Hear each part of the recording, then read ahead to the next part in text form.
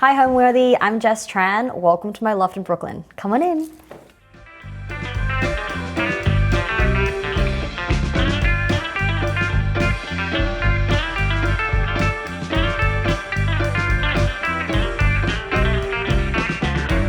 You're watching Homeworthy, where we believe every home has a story. Hi, my name is Jess Tran. I'm a photographer and writer, and we're here in my home in New York. I was living in Greenpoint back when people thought Greenpoint was too far to get to, like pre-pandemic. And I was living in this tiny railroad apartment with my ex-boyfriend and another man. And I was just on Listings Project, the newsletter that comes out every Wednesday for artists' homes.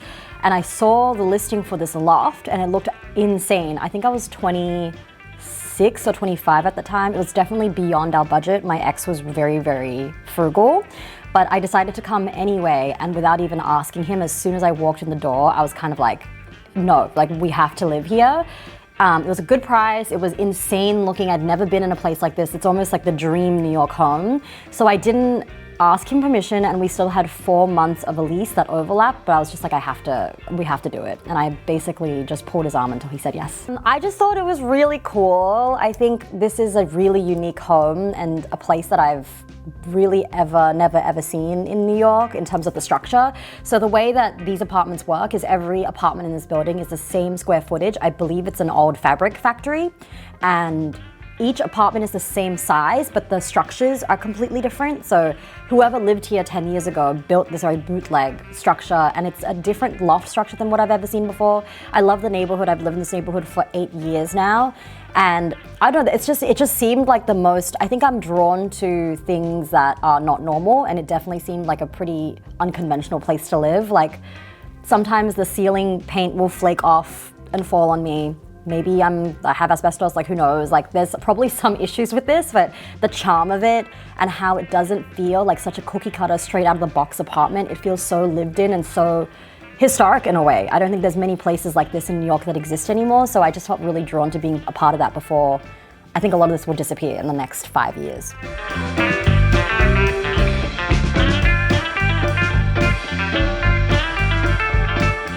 This is the entryway of the house, the mouth, as you will, and not much to say. It's like where I could take my shoes off, unleash the dog. It's where I try to hang all the things that I need. So I try to keep everything accessible here. I'm a photographer, so I always keep that shit on lock here. Cameras, handbags, different types of bags for climbing or walking the dog, leash. I have a lot of like weird ceramics and bowls that I probably have too many bowls. Like my boyfriend bought me this Murano glass because I got obsessed with Murano glass for a while. This one's from a woman called Shellfish who makes hand sculpted, really weird, wacky stuff out of shells. That's actually a shell in there, which is really cool. I really love this piece. I took photos of her and she gave me this in exchange.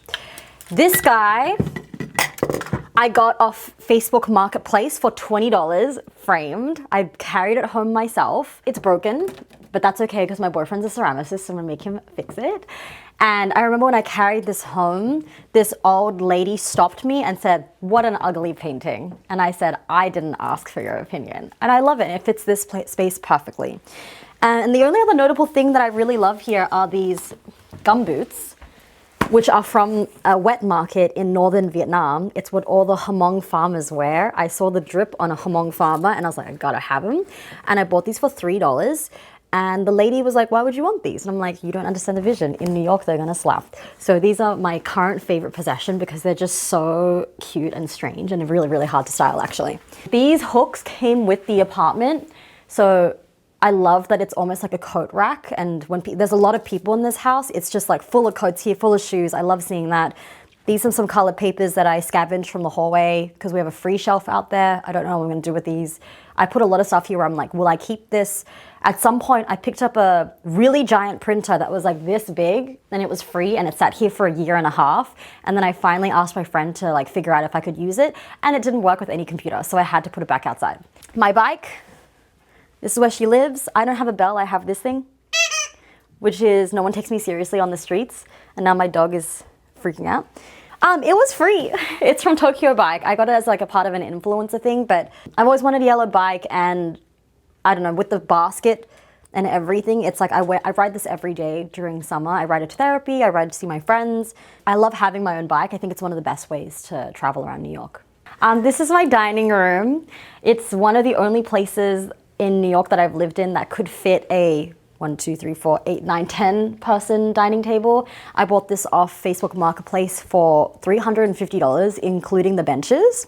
It's not very easy to take care of because it's like exposed wood or whatever you call it, but it's served me well. It's hosted writing groups. I've had a lot of group dinners here. I love having such a giant table. When it's just me, it feels kind of crazy to like sit at the head of the table by myself, but I love it. This runner is from Mexico, handmade. This guy is also handmade from Mexico. I bought this at a recent vintage market. My boyfriend, who does ceramics, thinks it's ugly as hell, but I really love it because it looks like someone's school project. This wall has changed a lot over time. It used to be this grid of those free NASA posters that like basically NASA commissioned all these posters to represent different like space tourism in the future. They asked people to commission posters for that. So I printed all of them out and did a grid of like 4x4. And then when my ex moved out, I really needed to change everything. So this was actually very special to me. This painting, so when I got broken up with, it was an 8-year relationship and it was just like a really big deal. It was one of those like huge breakups.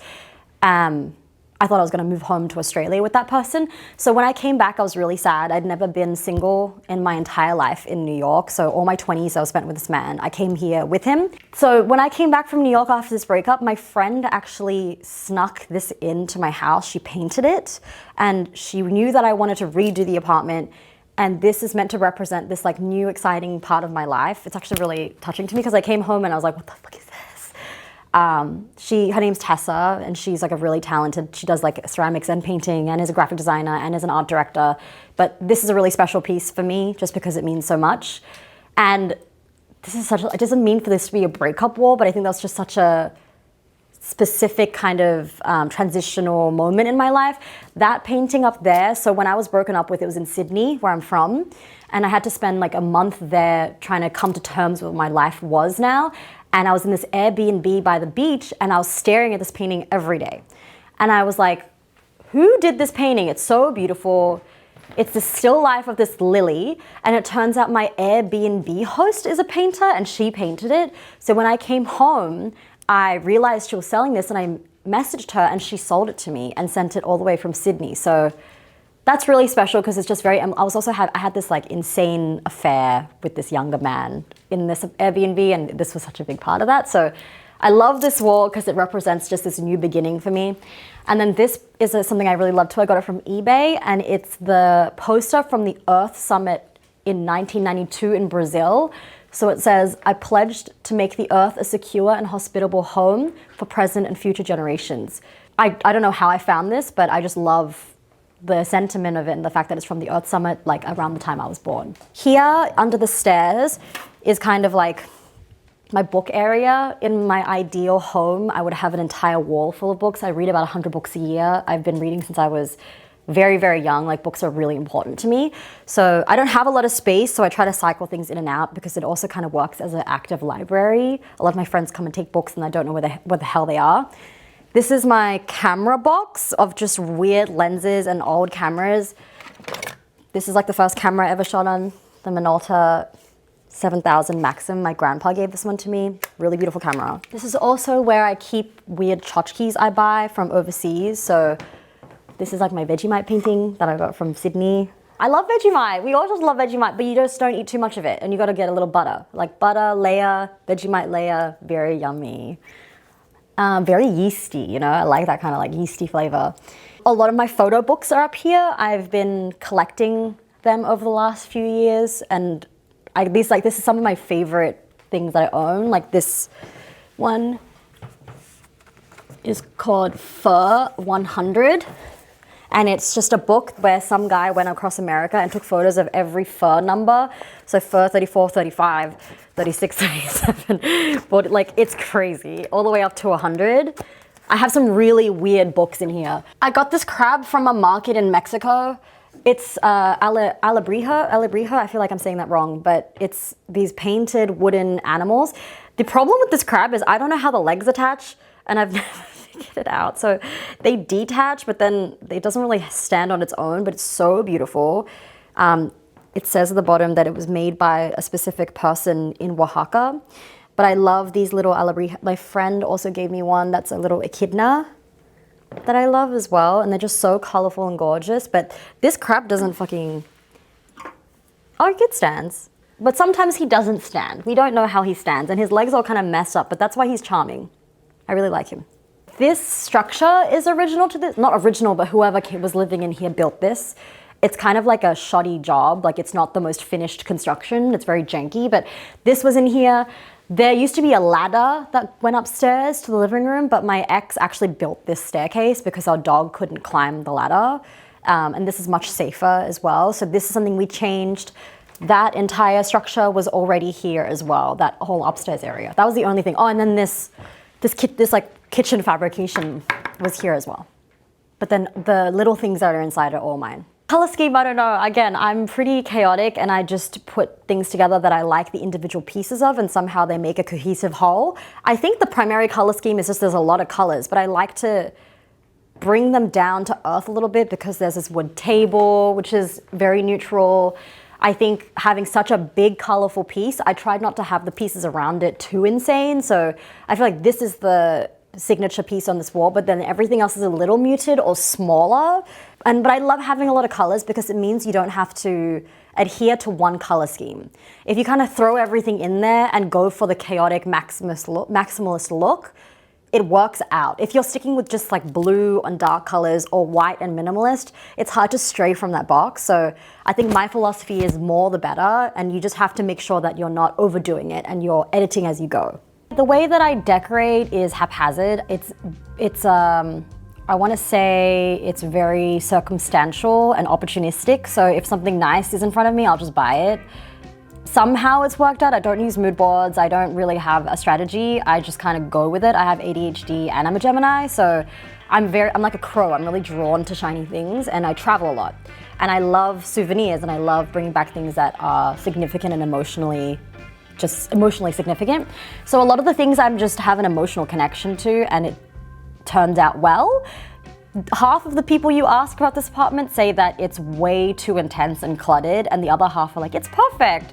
But it's a big reflection of my brain, which is really chaotic, and I have a lot of really niche random interests. So there's that. And then when I was younger in my 20s, I didn't have a lot of money, so most of the things you see are sourced off Facebook Marketplace or Craigslist or inherited from the street. Some of these plants have been with me since I moved at 21, which was 11 years ago.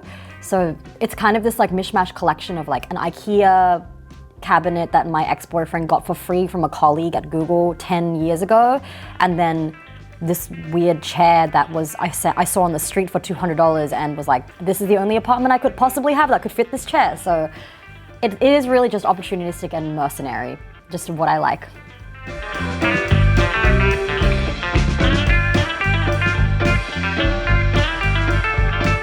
This is my pantry. It's really crazy looking because I should probably put a curtain in front of it, but it does its job. Second half is like things you don't want to see. Actually, you don't want to see any of it, but I like being able to actually get things quickly because I move really fast. This is Ghost.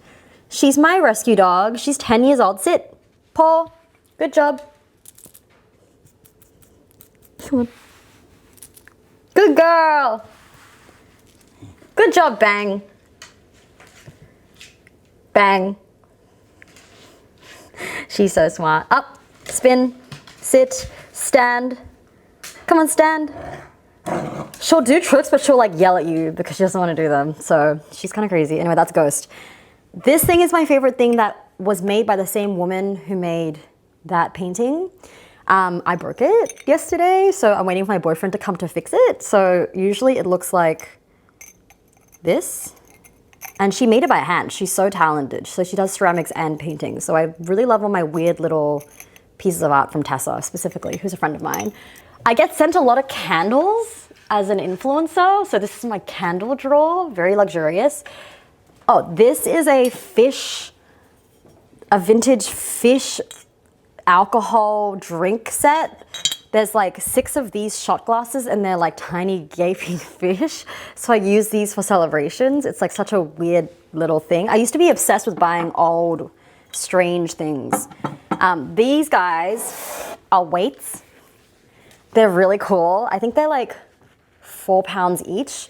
I actually can do like flies with them, but not much else. But they're just such chic weights. I love them a lot. There's that. Cameras again. This camera is really special. It's what Martin Parr shot on. This is what I call my middle-aged man convertible sports car purchase because it's kind of a silly camera to have. It's not very functional, but it's a Bellows 6x7 medium format camera. So the way it was designed is really, really compact. The only problem is these are very expensive cameras, very hard to fix as most film cameras are. And there are just specific things you have to do before you like collapse the bellows or rewind the film or it'll break. But really beautiful camera, barely use it because it's so fragile. There's this big conversation around AI right now and AI photography, which I think is its own category in itself. But something I think that AI photography can never replicate is the interaction that occurs between a subject and the person taking the photo when that photograph is taken. So each photograph is almost this imprint of a moment that can never be repeated again. So I think for me, what a good photograph is when you are able to see that kind of like intangible exchange of energy that happened in some way where something was shifted. I take photographs because they are emotionally resonant for me and it helps me meet people, it helps me process the world around me. And I think that's such a special way. Like when I went back to Vietnam, I don't speak a lot of Vietnamese, but my camera ended up being this incredible tool that allowed me to connect and get access to people's lives and stories and places. So I think the best photographs are almost byproducts of that process. I am a portrait and documentary photographer, so I mainly shoot people. I am working on this project called Viet Gu, which is documenting the Vietnamese diaspora around the world. So I travel to places where there are Vietnamese commercial districts. I am a Viet Gu, which means Vietnamese outside of Vietnam.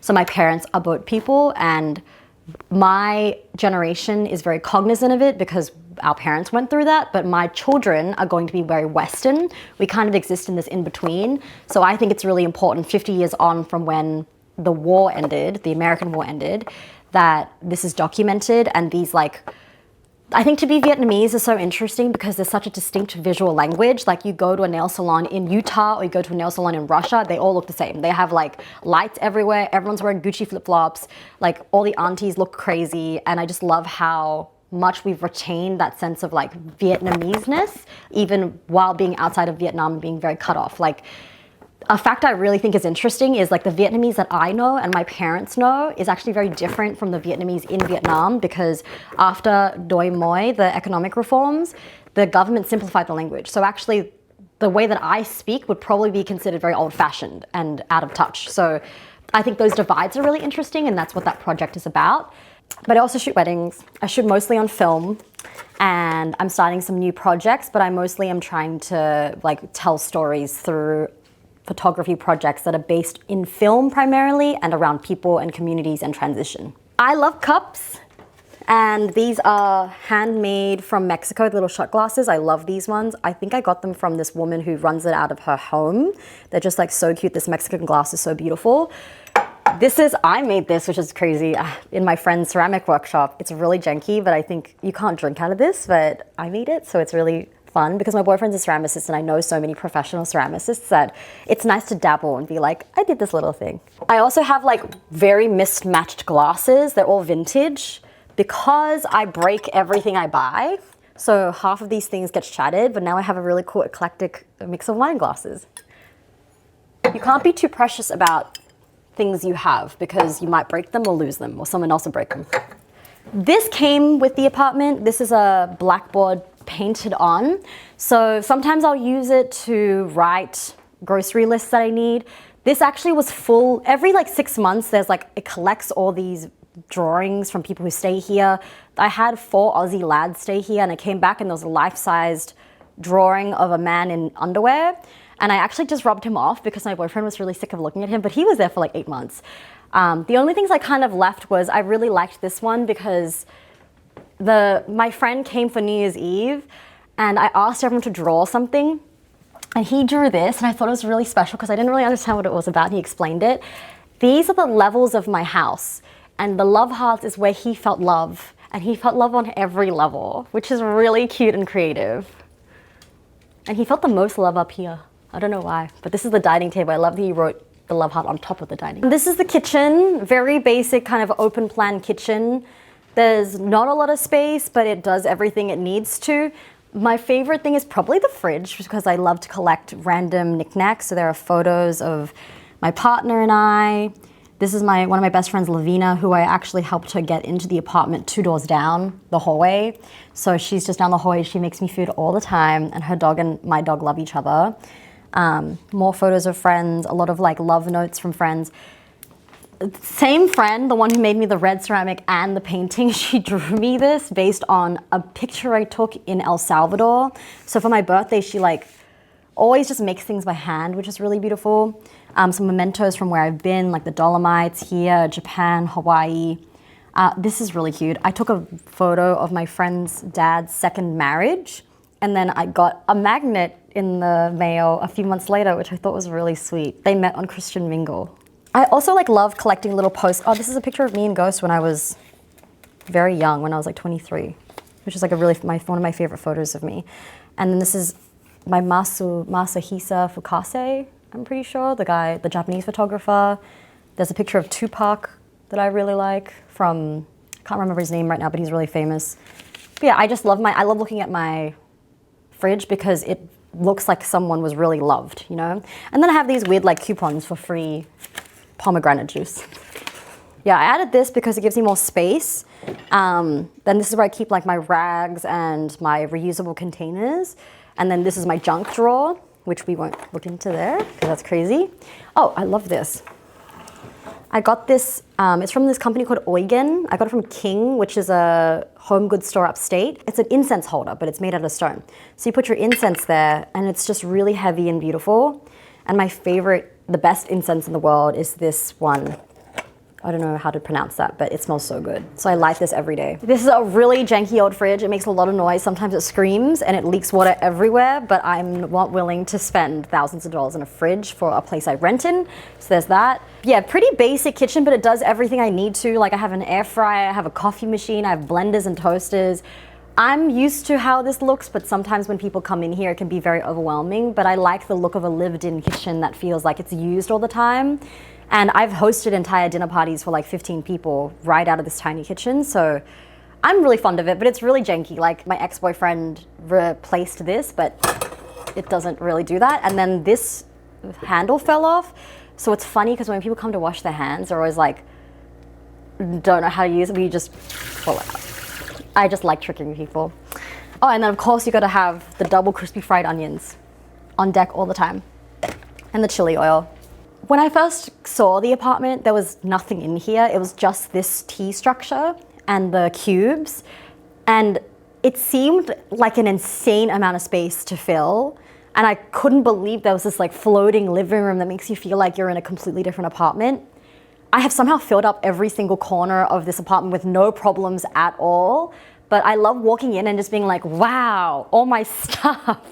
I think growing up with not a lot, I'm now like the immigrant child mentality where I love hoarding and I love like keeping everything because I don't have family heirlooms. Like my parents don't have anything to give to me. I don't have an inheritance. So I'm kind of like building my own inheritance and I get to see that all on display every single day. I love hosting. I think there have been a lot of moments before where there were 60 to 80 people just losing their minds in here, which is so much fun because the way the levels work, you can speak to people across floors or you can pass drinks up and down, which is really fun. But these days I'm hosting more dinner parties. I think being in your 30s, you just get a little bit more boring. So there's less like parties here, but I've hosted pho nights, like making my mom's pho recipe from Sydney, which is really great. I hosted I think what I'm into right now is hosting a lot of community events that feel like they make my friends' lives a little easier because New York's an expensive place, a lot of us are lonely, a lot of us are really stressed out, and now that I'm in a place in my life where I am not as stressed financially or just frankly anxious when I was in my 20s, I have the capacity and the resources to host, and a lot of people do, so I try to do that as much as I can. So during winter, I actually had my friend Jackie over, and she did sound bowls. And we did this like seasonal change sound bowl meditation where I forced everyone to journal afterwards, which was really fun because everyone kept talking and I was like, okay, no, it's time to journal now, you have to be quiet. So there were people lying up here, lying down there, which I thought was a really perfect place for this event. And I'm planning to do that every season. And then recently I also go to the climbing gym, and a lot of my friends at the climbing gym, we never know who we are outside the gym, and we never have a place to socialize. And half these people don't say hi outside the gym. So I was like, why don't we all come to my house and have this like climbing happy hour? So that was cute too, because there were about 30 to 40 climbing people who didn't know each other, who all go to the same gym, being kind of awkward outside the gym. Someone brought like momo dumplings. So it was I really love like having these very specific intentional gatherings from time to time. I got started with a corporate marketing career. So I went to school for marketing in Sydney. I came here doing marketing, and I still do that in some capacity, but I was full-time for a very long time. And I did marketing for Cricket protein bars, handbags, international travel, HelloFresh, A24 Squarespace at one point when I was at a tech agency. So there was a lot of varied experience, but I think I knew that entire time that I wasn't quite happy. I thought that climbing the corporate ladder and eventually being a CMO or like a girl boss or whatever it was my path, because I think growing up in my environment where my family didn't have a lot, I thought that the only way to get security and safety was to make a lot of money. And the only way that I thought was possible for someone like me to make a lot of money was to go the traditional 9-to-5 route. I think being an artist was not, this sounds crazy now because I feel like there are so many role models that are every type of race and size and color and like gender. But when I was growing up in Sydney, it just didn't feel that way. The only Asian people I saw who were creatives were like Lucy Liu and Sandra Oh maybe when she was in Grey's Anatomy, but I didn't think of Asian people honestly as authors or musicians or anything like that. So it took me a while to be in New York and to absorb it from the people around me. And I had to get out of this very long relationship that I entered. I actually moved here with him when I was 20. We were together for 8 years. So there's a really long journey between doing all these side projects while I was working full time, running a vintage marketplace, at one point running a vintage store, dabbling in photography. I've been shooting since I was 13, but never taking myself seriously. And then it really took this massive biblical breakup and also just this shift in going from being in my 20s where you just start trying to figure out who you are into being into my 30s. And I transitioned out of working full time in the pandemic because I lost my job. I had to consult because I had no money. And that turned into being an entrepreneur, having an agency. I realized like that was the pinnacle of what I wanted to do in marketing, and it still wasn't enough. So I transitioned back into being an individual contributor. So I still consult for people like ON, the running brand, Planned Parenthood. I do a lot of nonprofit work through an agency called Vocal Media. We do climate change stuff, repro justice stuff, all that kind of stuff. And that's how I make a bulk of my income. And then I also am now a working photographer. I'm writing a book, I'm a content creator, and I am signed to a modeling agency, but not a lot of people want to hire a 5'1" tattooed Asian girl, so those come far and few in between, but I kind of cobble my income from all these different places now. But I would primarily describe myself now as an artist, and I'm very lucky to do that because I did it in a way where I built up the experience where I am now able to make money from other places, and I don't have to put that pressure on my photography or my writing, because that stuff barely pays. Like I don't do commercial work, so that stuff barely pays the bills. You get paid like a couple $100s here and there. Writing doesn't pay at all. So it's nice to feel fully engaged in my practice without worrying about how it will sustain me financially.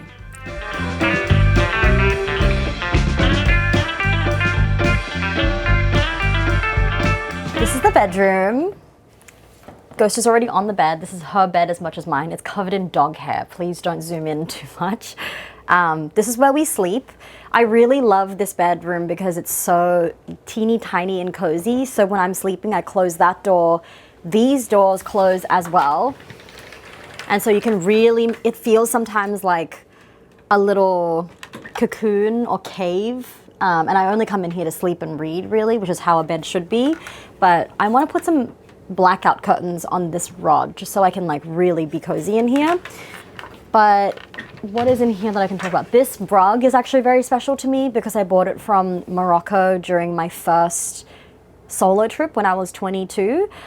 Going to Morocco as a single woman at 22 years old on your first solo trip is not recommended, but I got some good souvenirs out of it. It was a pretty traumatic experience for me, just in terms of like getting robbed and all this stuff. And I've tried to surround my space with things I really, really love. So this, for example, I love this painting. I got this from, I did a residency in Italy last year, in northern Italy and Lesa, and I went to a flea market, and this is like apparently a hand-painted picture of Artemis, the goddess of animals and war. I think Artemis is the goddess of animals and war. I think she's the goddess of many things, but I just loved that she's pictured here with a dog because it feels like me and Ghost, and this is like a velvet matting. And the lady sold this to me for quite a pretty penny, so I'm assuming it's legitimate. She could have been lying to me, but she seemed so legit that I doubt it. But I really, really love this, so I like to keep her by my bedside. And then on the other side, also from my residency in Italy, this tiny town in northern Lesa, it has like 3,000 people who live there. And one of them was this gorgeous artist, I can't because I stuck it on there, her name's Anita, and she does these paintings. So I commissioned her for this picture of this heart on fire, which I thought was so beautiful. I commissioned one for my friend too. We hiked a volcano and she painted a volcano for us, but I really love this. This is a capybara I got from Vietnam. I made my mom buy it for me. I'm 32 years old and I was like, can you please buy me this capybara? So I remember my mom when I hold this. And then my bedside table is just like always full of books. I'm always reading like 5 to 6 books at a time. I'm currently writing a book, so I read a lot of books about writing. I read a lot of fiction novels because I just love to read. I read about an hour every day. I try to hit 100 pages. My goal this year is to read about 100 books. So I think I'm 30 books in, which is good because it's March. I think at one point the bed was like this orientation, not this orientation, but I like that this feels more balanced. I think this is such a small room that there's nothing else this could be. It could be a little office, but I really like that it closes itself off so I can get some really good sleep, and it's far away from just like the front door as well. But yeah, it's always been this tiny little bedroom for the last 6 years. So this is like storage closet area. I bought this without measuring it and it didn't come with instructions. So my ex-boyfriend had a terrible time putting this together, but it fits perfectly, which is wonderful. He actually installed this hangboard, which at first I was like, why would we need this? Like 2 different pull-up bars. But I'm a climber now, so now that he's long gone, it's like nice that I can actually have a place where I can like do hangboards right by my bedroom. Yeah, I do pull-ups here. I also film all my outfit videos like right here because the light's good. And then this is just like something that we've had since I was 21 years old. My ex-boyfriend inherited it, so it's just full of like linens and stuff like that. And I have a whole drawer full of hats and then a whole drawer full of bags.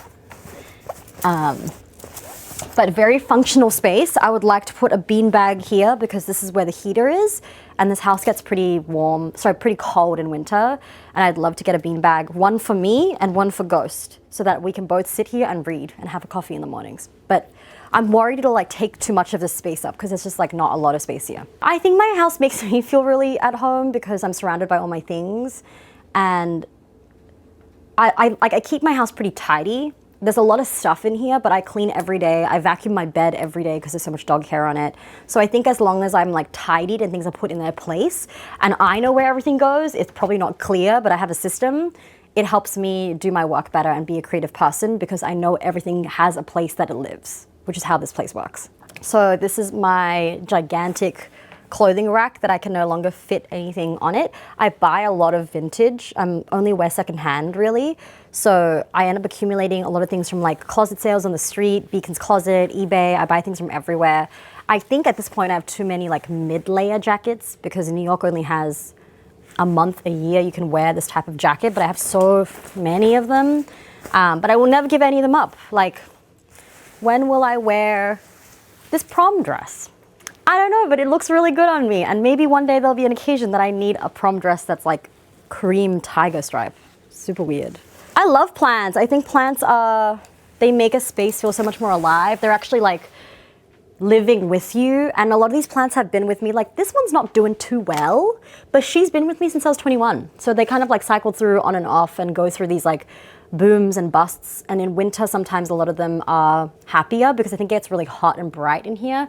But I've somehow kept them alive for a very, very long time. Like majority of these plants are at least 7 years old, I would say. But it makes me feel, there's something about plants that just makes a space feel warmer and nicer and just like more genuine. This is my workstation. So I do all my consulting work here. I edit my photos here. I write here at night.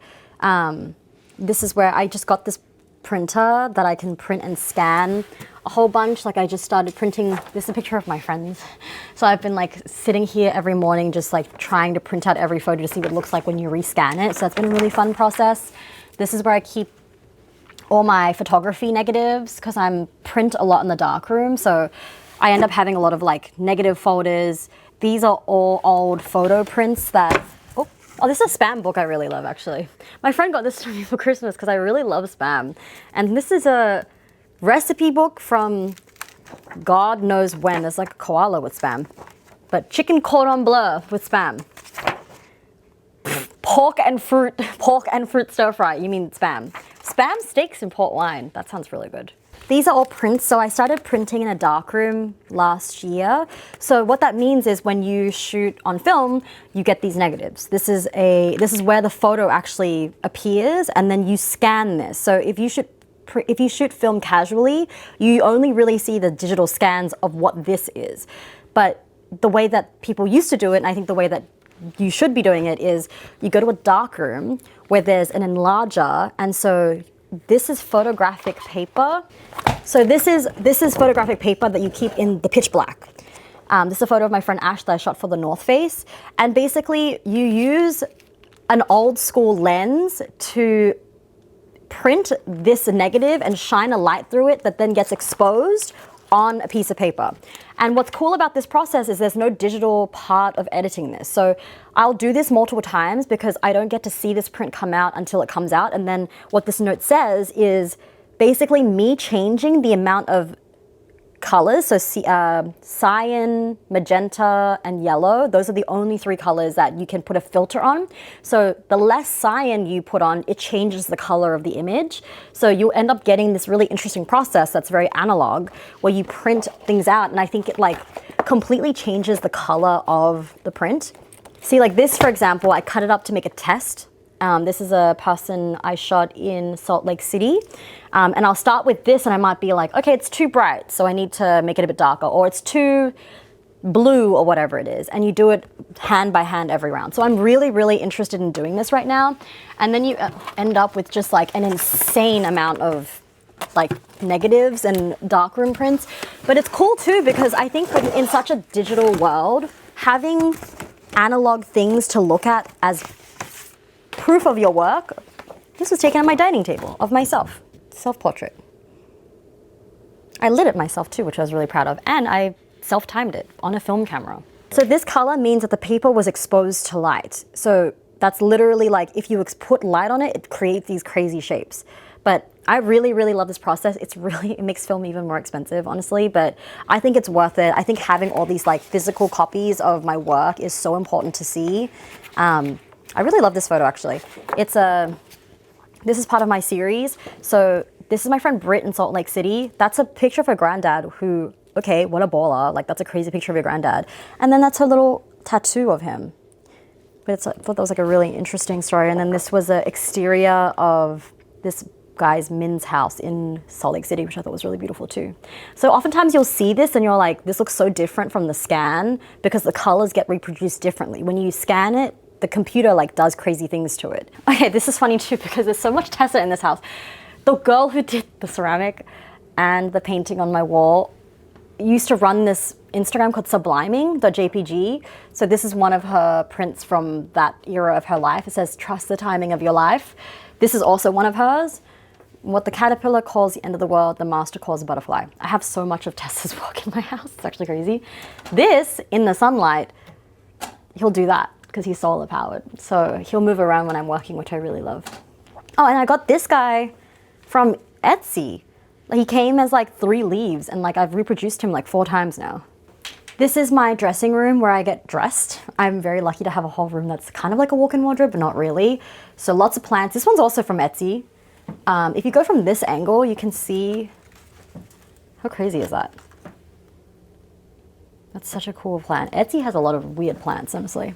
Crazy amount of perfumes and jewelry and like, I get a lot of skincare in the mail. This is one of my favorite things.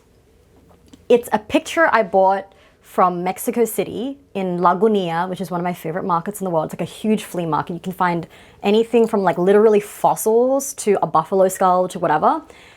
This is a picture of a bull jumping into the crowd in Spain in like the 2000s. And if you zoom in on people's faces, like this guy is freaking out. This guy's so scared. There's a guy that's just laughing somewhere. I don't know where he is, but it's almost like a Where's Waldo of like, this guy's like, what the hell? It's so funny seeing their expressions. They're all freaking out. I think no one got hurt. I looked up the story and everyone was fine.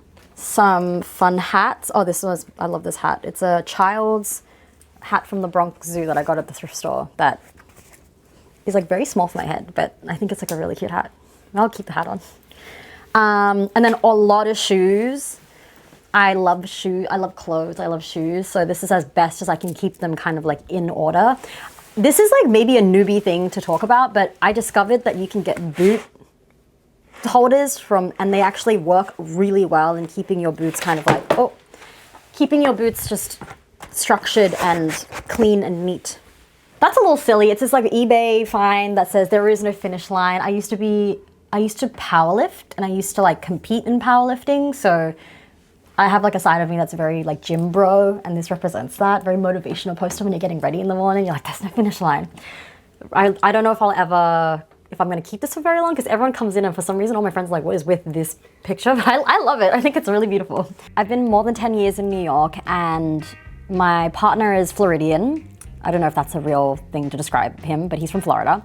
And I think dating an American, having all American friends, living my life and building my career here, having a dog, I don't feel very connected to Australia anymore. A lot of my friends have moved on, had children, bought houses. My family is still there and I still love Australia deeply, but I don't see myself going back there except maybe to retire.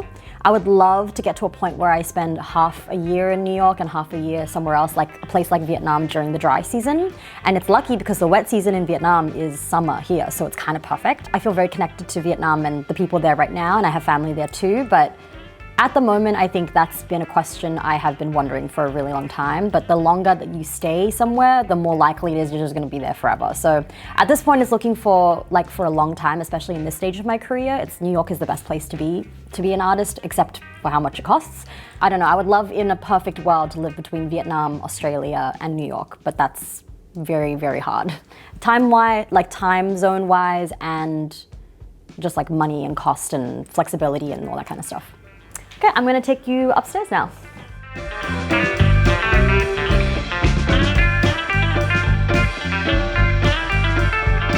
So we're upstairs right now. This is like my floating living room. There's no TV here, so this is where I have a lot of conversations, where I read, it's where I write. I spend a lot of time on like Sundays all day, just kind of like lying around, being lazy here. The light's the best because it's so high up. But I'm really proud of this space. I think it like turned out really beautifully. Again, everything is secondhand from Facebook Marketplace, except this table, which is like the only thing I bought brand new.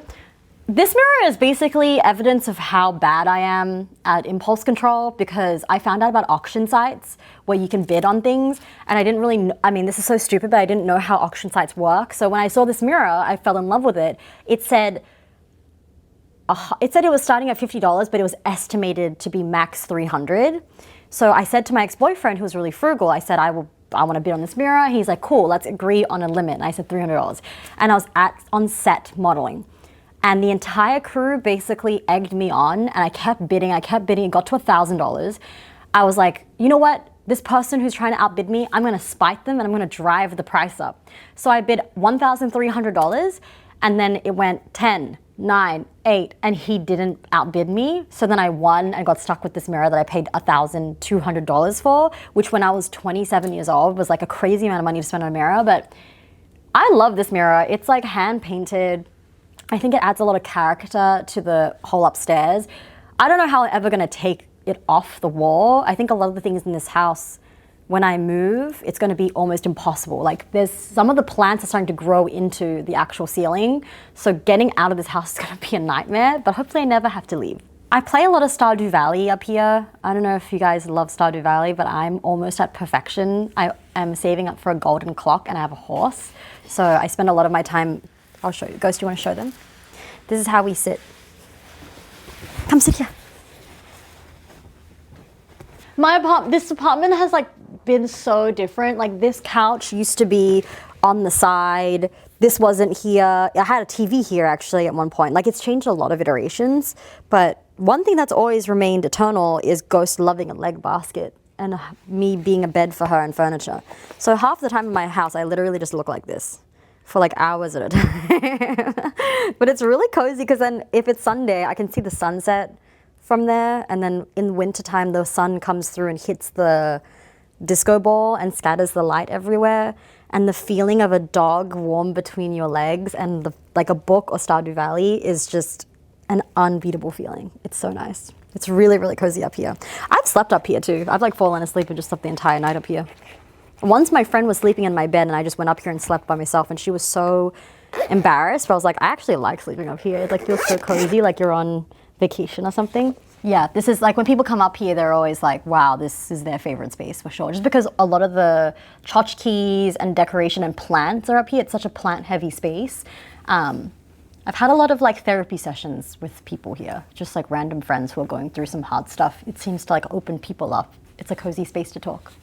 This is really funny because I brought this on, this is also from Morocco. I brought this back on an airplane in my carry-on. Like I just carried the stool, which is like kind of an awkward thing to carry to bring around. But this came all the way from somewhere in Morocco and it's handmade. I really love this piece. Very weird chair that is actually pretty incredible because it's so comfortable. And the best thing about this chair is you can put like 6 drinks on either side. So when you're just chilling, you could have like coffee, tea, wine, beer, like everything here, or a computer. It's just like, I love these weird table arms. They're like very, very functional actually. People, I think the number one question is like, oh my God, I would fall off the edge. And my answer is always, nobody's ever done that because we're all adults and we all have spatial awareness. And even when people are drunk in this house, I've never had anyone come even close to having an accident. So it's always baffling to me that people's first response to my house is, it's so dangerous. I'm like, I don't have children here. Do you know what I mean? I'm 32 years old. I know where I'm walking. So there are some people who get scared of it, but you're pretty perceptive that there's no guardrail. And I've tried to build the plants as a natural barrier to keep it safe. And my dog has never even tried to jump off the edge. So, and other dogs have never tried to jump off the edge. So I've never had a problem with that. This is like the second half of my living room. This is where I sit and meditate. I sit and meditate right here like this. It's really, and then when I open my eyes, all I see is plants, which is a really nice way to wake up from meditation. I got this funny mushroom picture on eBay, which I really love. And then there are some pictures that I took, like this is a picture I took when I was like 23 years old. I actually would love to hang more of my own photography up. It's been a long time since I've considered that. And then a lot of like funny, weird tchotchkes that I've collected. This is actually made by my boyfriend. His name's Cody Hoyt. He's a fine art ceramicist. This is one of his earlier works, but the one thing when I try to hype him up, it's not painted. So this is like weird clay smushed together. It's called Nerikomi. It's from 2016. So when we were dating, he gave me this, but we're gonna move in together at some point, and I told him that he's responsible for like making every piece of furniture in the house. So I'm really excited for that. He's really handy. This is a planter I bought from Mexico when I was 22. I actually dropped this and it split into a million pieces. And when Cody and I started dating, the reason I knew I would love him is he actually put it together for me. Like you can see all the places it literally broke that he glued them back together. It was pretty crazy. It was like in 10 pieces. So usually you can put like a little plant in here, which I haven't done yet. Same place, turtle. I love painted ceramics.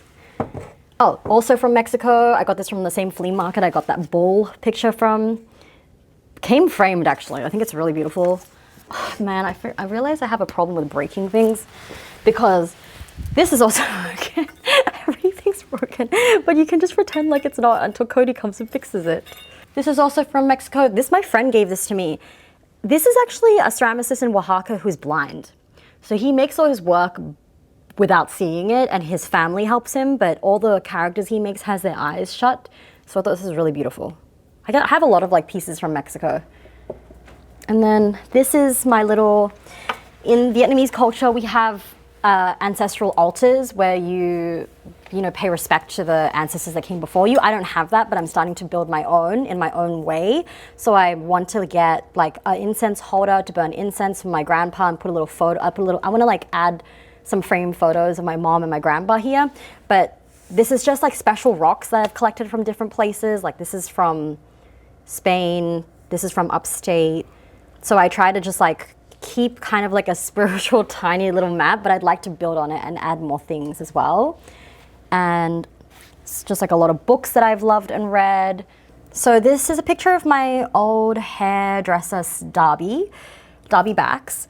And he was a really good friend of mine. I actually had a short pixie cut that was dyed blonde that was truly just a product of his imagination. He suggested it, he took me through it. I think anyone who cuts all their hair off knows it's kind of a big deal when you cut all your hair off if you've never done that before. It's like a big leap of faith, and I was in a really transitional moment in my life. And I saw Darby a lot because I had to cut my hair like every 4 weeks. So we became really good friends. He also had psoriasis. I have psoriasis all over my body. And when I was going through that massive breakup in Sydney, he actually passed away. And he was 30 years old at the time. And it kind of rocked me because it was like one of the only people close to my life that young that passed. So I keep this photo of him because he was a really meaningful presence in my life. He was such an embodiment of like joy and laughter and being bigger than life itself. And I just couldn't have ever imagined he would pass. So I keep this here because it's such a beautiful photo of the two of us, of him cutting my hair. I look so happy. I'm not this person anymore, but that person reminds me so much of Darby. He's actually got a bench in McCarran Park, if you walk around and see it. This is Darby Bax. This space means so much to me. I cannot believe I get to live somewhere like this, that I get to live here alone. When my ex moved out, my rent like almost doubled because I was sharing with him and I didn't know how I would afford it. I've somehow made it work. It's probably too much money for me to afford by myself, but this time in my life, living here alone as a woman in my 30s, writing a book, shooting photos, being with my dog, the fact that Ghost and I live here alone, it almost feels like we're in our own little TV show. This space for me is so emblematic of so much in my life, of like where I came from and how different my life is now. Like my family in Australia has never seen it. My sisters are actually coming in July to stay with me for 10 days. My mom and dad haven't come because it's just not in their budget to fly to America. And I'm really excited to share it with them because this really feels like an encapsulation of my personality, my interests, my dreams, my friends, the love in my life, and all the pieces I have painted by friends, given by friends, collected on travel. I'm just so immensely lucky to have all these experiences and people. So yeah, I think one day I'll have to leave because I don't think I'll live in New York forever maybe, or this place won't exist, or I'll move in with my boyfriend or something. But when that day comes, it's going to be a really sad day for not just me, but a whole community of people who have spent a lot of time in this place. I really feel like this is a place of community and love, and even just like on a semi-regular basis, I have friends come over and I have so many like semi-formal wedding dresses, like to wedding guest dresses, that they come and I set up this whole experience where they drink wine and they try on dresses and they borrow it. So there's just been so many little things like that this house holds. And living in New York shaped me into who I am today. I wouldn't be this person in Sydney if I stayed there. I wouldn't be this person if I was anywhere else. So I think New York will always forever be this hugely transformational force in my life.